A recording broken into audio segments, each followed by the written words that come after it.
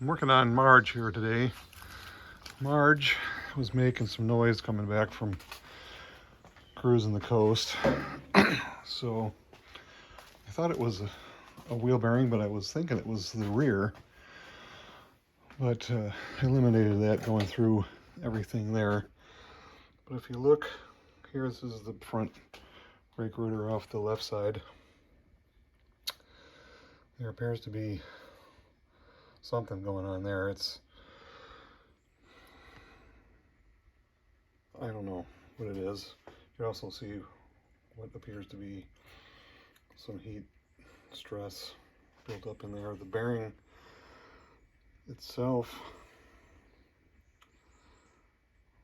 doesn't look too bad.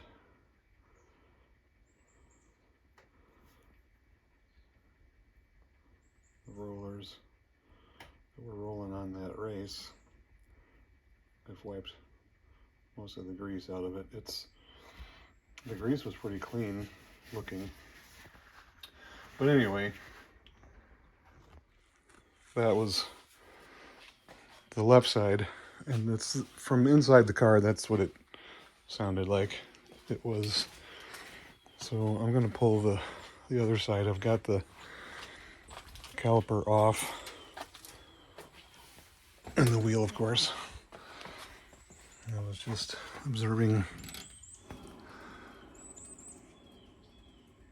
It makes a little sound when it spins, but it is spinning free. It's not too much end play or anything. But I haven't packed the wheel bearings in a while, so I'm going to do that. But anyway, just thought I'd share that. That's a interesting failure. The spindle looks okay. I'm going to clean everything up, replace the wheel bearings. After I inspect this side, I'll see if I need to replace them all. I might replace them all anyway, but that's my project today. This is the excuse me, this is the driver's side inner bearing, and I did clean it up a little bit better, and you can see damage to the rollers. You can stay focused, and little shiny flakes there, which are probably some wear debris of things coming apart. It didn't have a massive failure, but it was making noise and coming apart, so caught it before anything really bad happened. The passenger side's okay though, so I think we'll just repack them and put it back together, but this is not going back in. All right, put Marge all back together. Took her for a little drive. Front wheel bearings are fine. Everything sounds good. And in the front, but not in the rear. I jacked her up on jack stands when I first got it home. And just ran it in gear with no load on it, and it didn't make any noise. But moving it around here in the driveway, the pinion, it sounds like the pinion, it's making some horrible noise still. I think it's in the rear. So I took a little video, well, Lucas did, of the pinion when I went back and forth in drive to reverse, and it moves a lot more than I would expect. So I think we're gonna have to pull that apart. It's a quick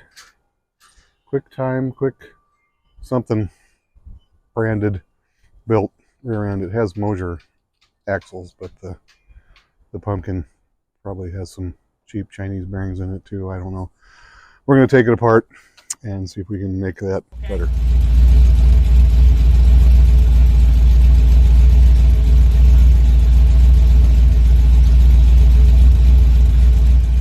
All right, so I'm going to pull the axles out of Marge. And of course, these Moser axles, sorry about the light there, don't have any holes in them. to access these bolts back here. So it's going to have to do it with a wrench.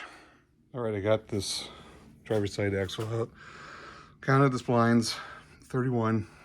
So I know for parts ordering what to get, 31 spline axles. So pull the other side apart and then yank the pumpkin out. Well, I think I found the problem. That don't look quite right. There's pieces falling out. I guess what was making all the noise was the pieces of bearing falling out into the back side of the brake drum and rattling around in there. So, and that was binding up. So anyway, I know where the noise was coming from. All right, marge is down until I can get a wheel bearing. This driver's side one was replaced on one of the hot rod power tours, probably 2016, 2017, maybe even been 2015. I don't remember, but it's still good. So just gotta replace that one. I am gonna check the differential and make sure that it's okay.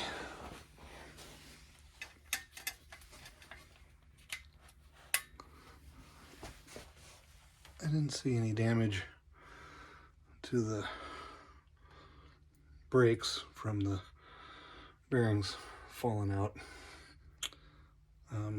but I will check the diff as well.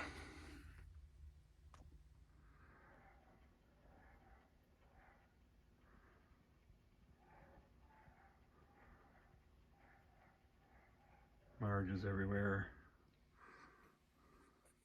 Alrighty, we're gonna attempt to get this bearing off of here with this tool. I'm gonna see what I can do with it here.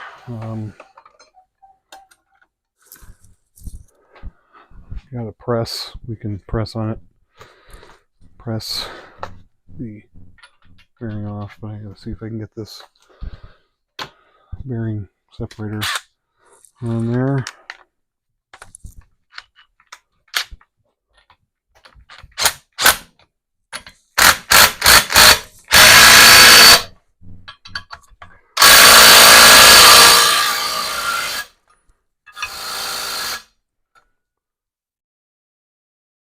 I do not know if that's going to work. It may not be enough if we can get this guy to work here. That's in my way.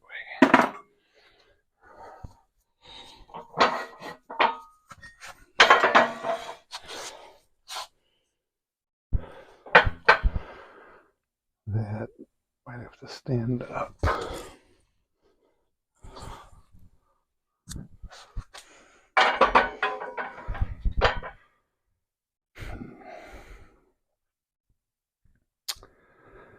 Let me see.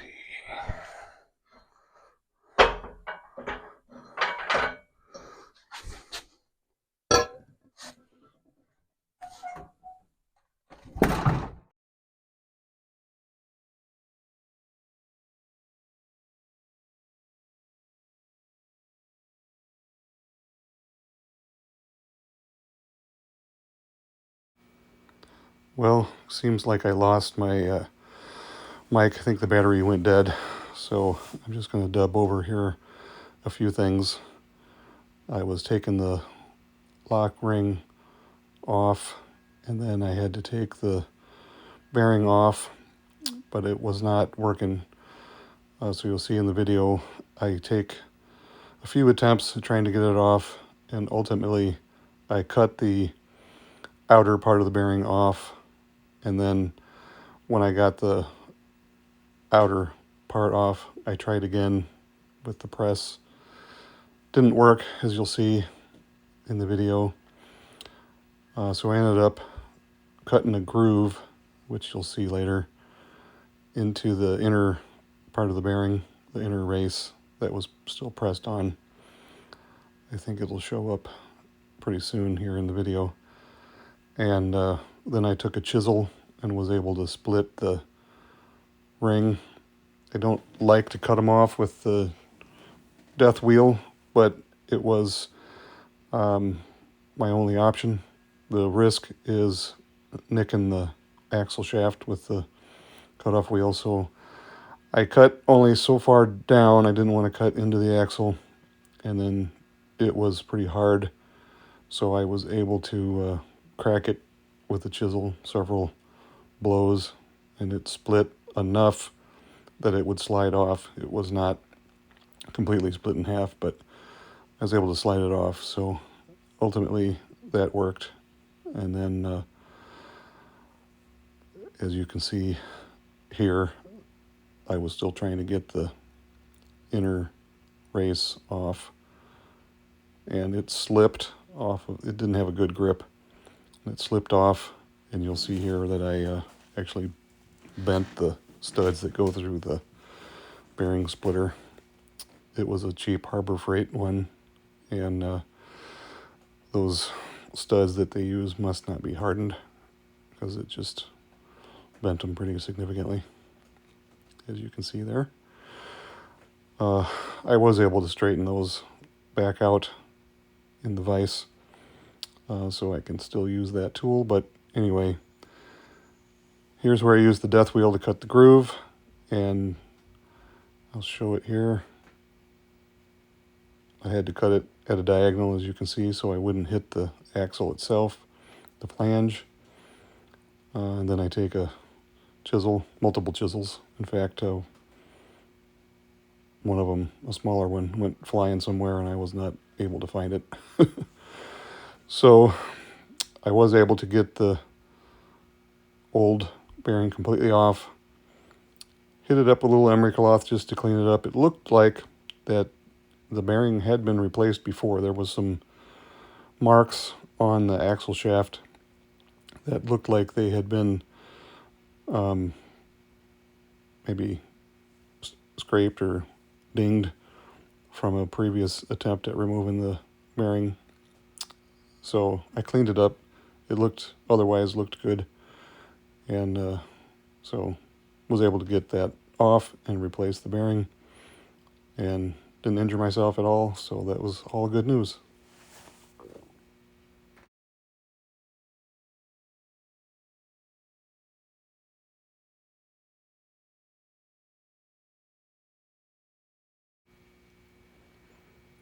So there I was chiseling on it, got the ring again cracked just enough to take the pressure off. It's pressed on, as you know, and so then I was able to just tap it off, and I took the chisel there, as you can see, just kind of smacked on the edge of it and was able to get it to slide off. And there you can see the ring once it was off. This is the inner race of the bearing, and I didn't cut all the way through. I cut as far as I felt safe and then cracked it with the chisel. So it's a hardened part and therefore a little bit brittle. So with enough smacks of the chisel, it was able to come off.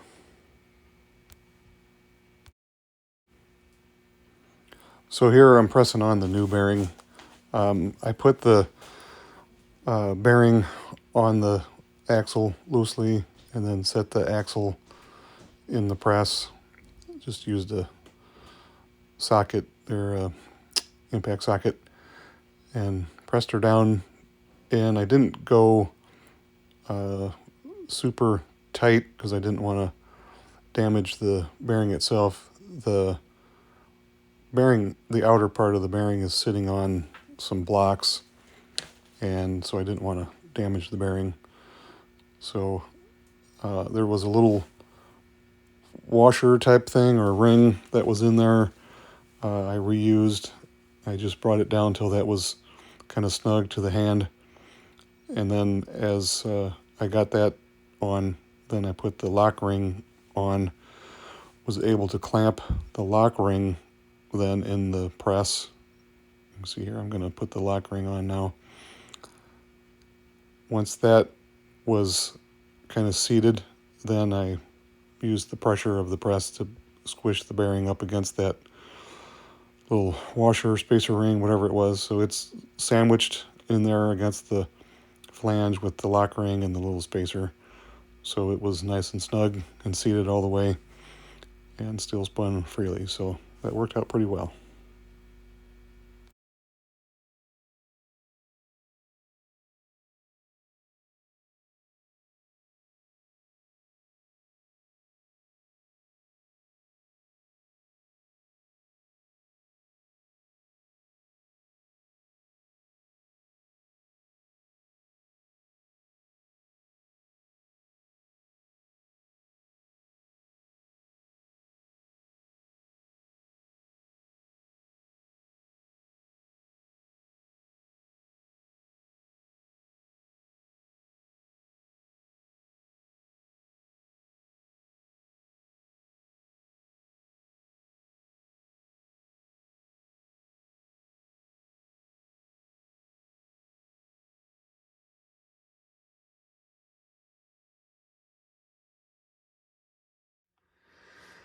So in my last couple of videos, you didn't have the sound, but one of my chisels went flying through the air when I was splitting the bearing, which is all this junk over here now. So I had to run and get some more. But we did get the new bearing all put on there. And so I'm ready to put the rear axle back together. So I'll probably do that tomorrow. All right. Thanks. Well, Chester's here helping. Got the driver's side axle back in. Chester supervised. We're going to put the passenger side in now.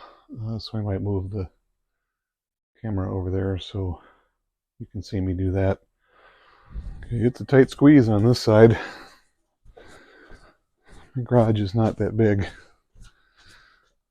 It is technically a 2-car garage, but it's really more like a 2 1-car garages. Because we have a fireplace, big stone fireplace in the house. And below it is a foundation for the fireplace to support, so it's right in the middle of the garage actually. And then I got tons of junk, as you can see. So it's tight quarters over here. I'm gonna get a rag. I'll wipe that. We have right here.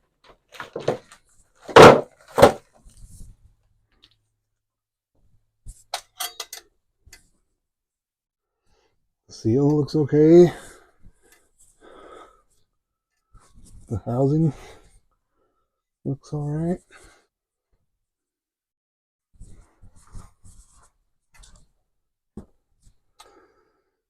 Again, I do not know how those pieces of the bearing got out.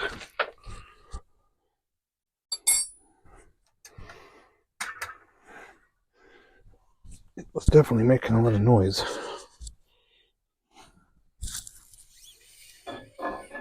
Okay, so new bearing, sealed, spacer washer thingy here, lock ring here. All this stuff is new.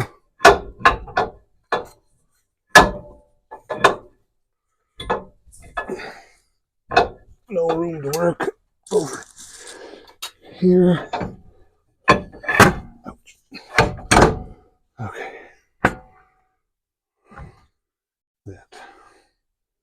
This one. Retainer. This guy holds it all in. Big advantage to a Ford design is it doesn't use C-clips. So if you were to break the axle, well, you break the flange off, the axle won't, the wheel won't come off the car. They make C-clip eliminators for GM style, and even the 8.8 is designed that way, C-clips. Anyway, I bought this car from a friend that I met through Mustang Hobby, believe it or not. And they live in Texas. Still good friends with them. And this was their go-to power tour car. He built this thing. The body and stuff was already done, but anyway, long story short, we bought the car. I don't remember what year, but one of the power tours, I have to look it up, but 2015 or 16 or something like that. I don't know. It ended in Bowling Green, which is very close to me, and so I invited them to come here. Well, on the way to Bowling Green, the driver's side wheel bearing failed, and he was having some noise and vibration and stuff, so he had it flatbedded to my house. It was out on what is now going to be Interstate 69, not too far from Owensboro, I guess. Anyway, we changed that wheel bearing here that night, and it wasn't a complete destruction. It was bad, but it wasn't. It had held together basically. This side really disintegrated. It was only maybe half of the roller ball bearing pieces still in it. So I do not know how they got out of the brake drum area and why it didn't make more noise than it did. So anyway, this rear end is made by Quick Performance. The housing anyway. It's got Mosier axles. I'm not sure if that's a Quick Performance option, so I don't know if the housing was built and then the internals were changed. He doesn't remember all the details, and so I don't know. But anyway, it looks like this wheel bearing had been changed before, this passenger side one. I don't think we did it when we did the driver's side that night back, gosh, 7-8 years ago, whatever it was. But it's possible that we did, and it's just we don't remember. But whatever, it failed again, or failed. So both the axle bearings in this housing have failed. Now the car itself It's got about 20,000 miles, a little over 20,000 since the build.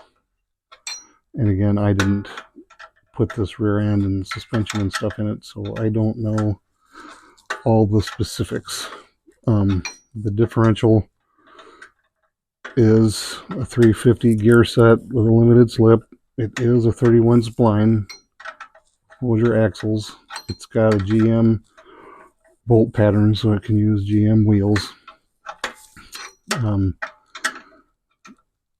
Unfortunately, the flanges don't have a hole in them for accessing these bolts, which are making this kind of a pain to put back together. Because you could stick a socket through there, tighten these up, but there's no way to do it without a hole. But anyway, I'm going to check out the differential here when I put this all back together. I'm going to check for slop and stuff. I'm not pulling it out unless it's making some noise, but I'm 110% sure that it was this wheel bearing making all the noise, because it was just trashed. The seal, rubber part of the seal was off. As soon as I pulled the drum, I could see the seal up against the flange.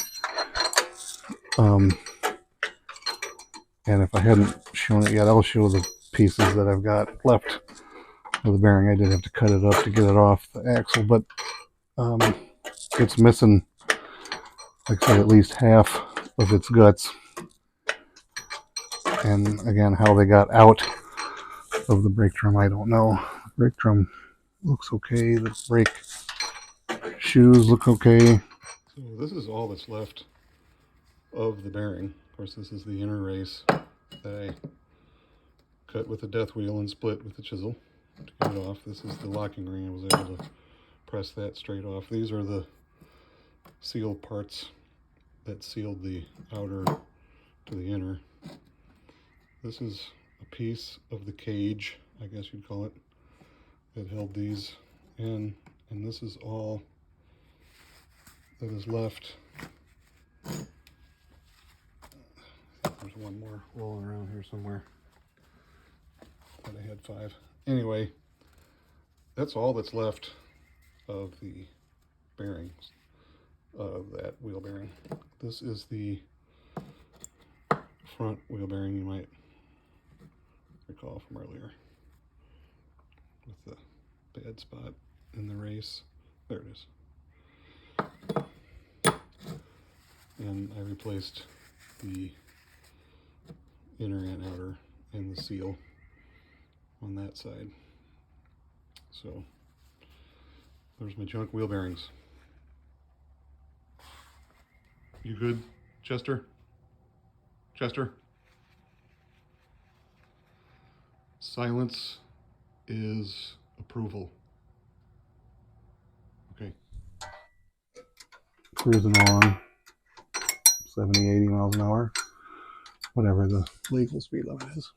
And I didn't hear any disintegration, no weird vibrations, nothing. It wasn't until the next day I got to the hotel, I checked in, I don't think I maybe went to eat or something, I don't know, and no problems. Then in the morning, got up to go to our R&D center there in Kennesaw, just outside of Atlanta, and it made a bad sound. It was the first I noticed. And I was going slow then, but it sounded horrible. And it sounded like from inside the car, it sounded like the driver's side.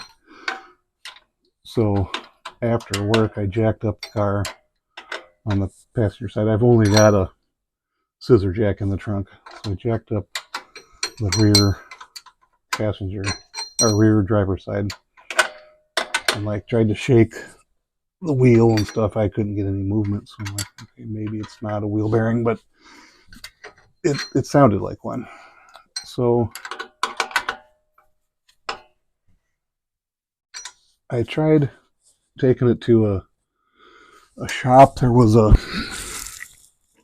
don't remember the name of the company. It was one of those, tire service centers. So it, like a chain. Anyway, I took it there. They were not wanting to put the car up on their rack. They were worried about hurting the car, which I don't know why, but they just didn't want to do it. And I'm like, I don't need you to fix it. I just wanted to put it up on the rack so I could check all the wheels. And anyway, they wouldn't. So then I was there a couple of days. So the second day, again, I drove it from the hotel back to the tech center, and it was even worse. It was really bad. So I decided I'm not going to try and drive it home. It's still from there to my house. It was about 250 miles, maybe. 4.5, 5-hour drive. So I'm like, okay, when I do have to go back home, I'm not going to try and drive it. I can't, with hand tools, I can't diagnose it. I was not getting anywhere with the shop wanting to put it on a rack. I didn't try a bunch of others because I just figured they'd all have the same attitude and not wanting to mess with it. So rented a U-Haul truck.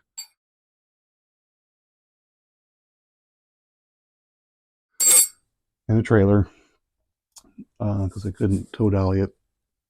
Again, I was still thinking it was the back, which it turns out it was. So drove it over from my work area to the U-Haul place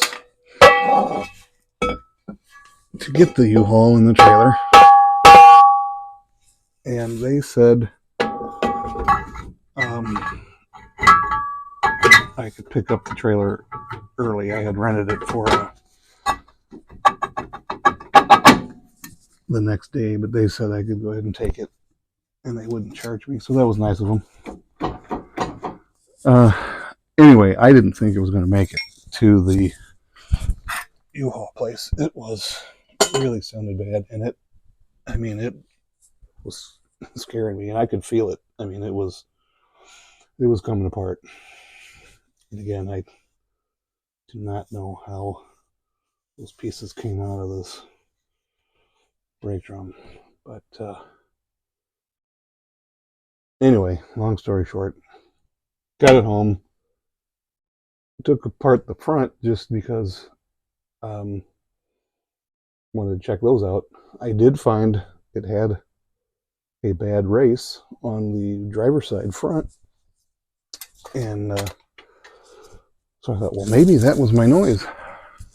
And I changed all new bearings and races and stuff, hammered out the races, changed the bearings, put the new bearings in,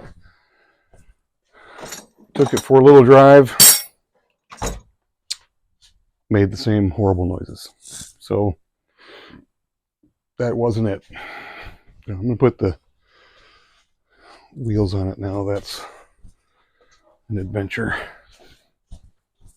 This car has a low fender lip. So I've got it sitting on jack stands with the axle just kind of hanging down. So that's the only way I can get the wheels on. Again, it's tight quarters.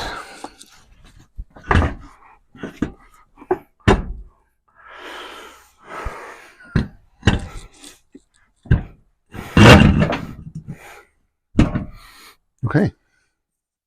That wasn't horrible. Lug nuts.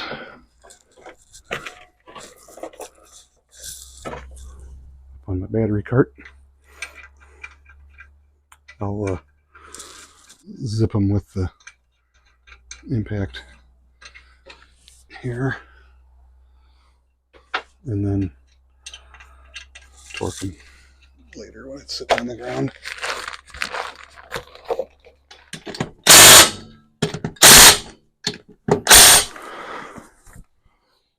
Do the other side here. So I'm gonna finish putting the wheels on. This one, I don't know if I've got the jack stand in the same exact spot, but this one I gotta get a little creative with. It doesn't quite. Yeah, I gotta jack up the rear end some more.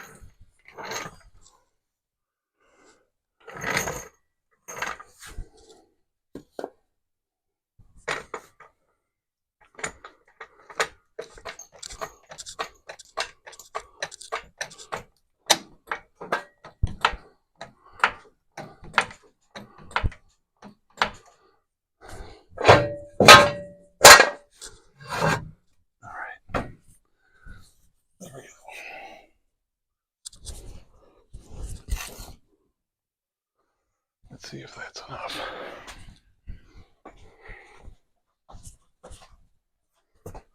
Yeah, that's better.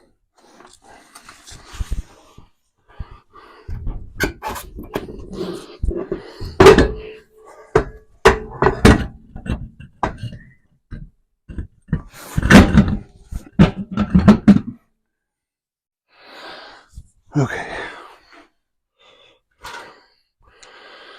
So anyway, I hope this is the end of my wheel bearing woes, and I hope there's nothing wrong with the diff. It looked like there was maybe some play in it when we were trying to diagnose it. So again, I'm going to check all that out once I get it all put back together and see maybe some of that was just a result of the other axle flopping around. I don't know.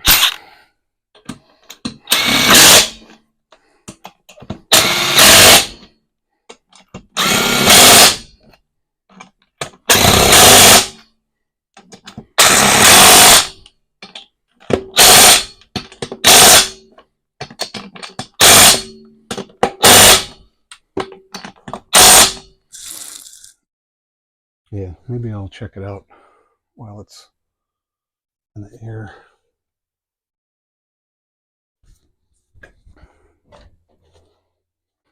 Just to see if it makes any noise. Okay, so let's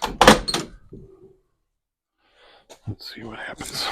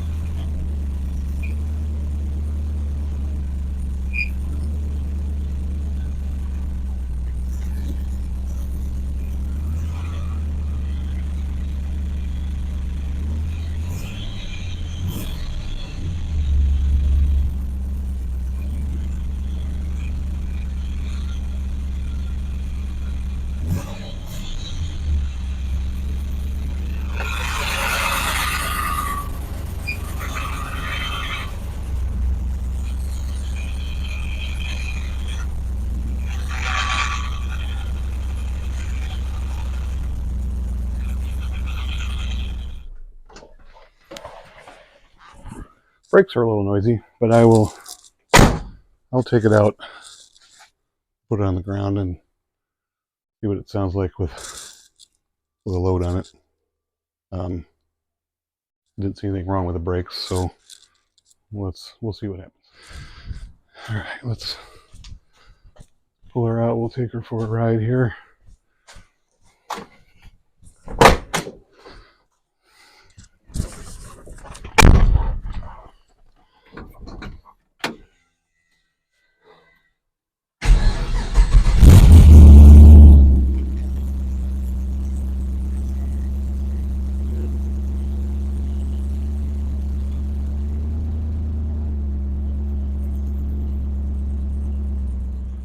Okay, let's see how she sounds going down the road.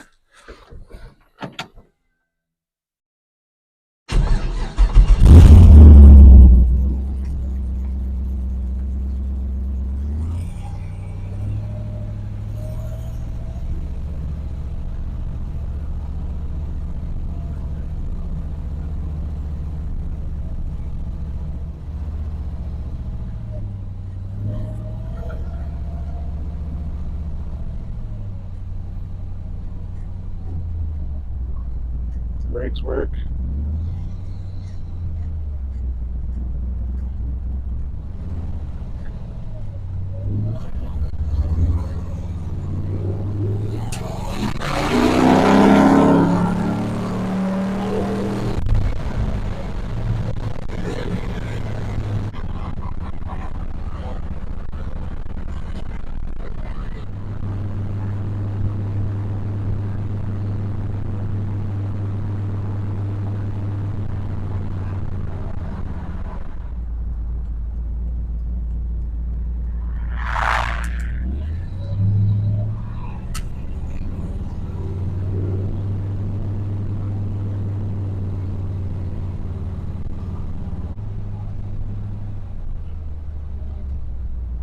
So we're back home,